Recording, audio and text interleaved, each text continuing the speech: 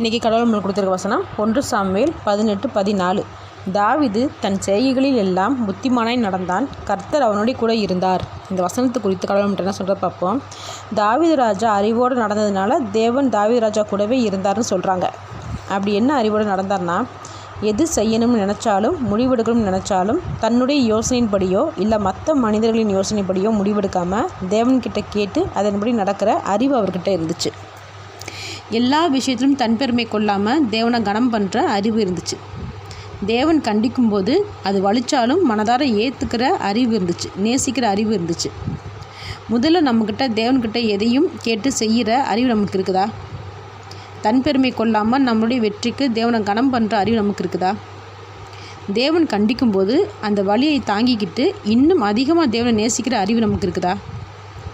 சும்மா நாமளே சொந்த அறிவில் பிளான் பண்ணுறது பெரிய விஷயம் இல்லை. ஆனால் ஆலோசனையை, வெற்றியை தேவனுக்கிட்ட இருந்து நம்ம ஒவ்வொரு தடவையும் பெற்றுக்கொள்கிறதுல தான் அந்த அறிவே அடங்கியிருக்கு. ஆமேன்.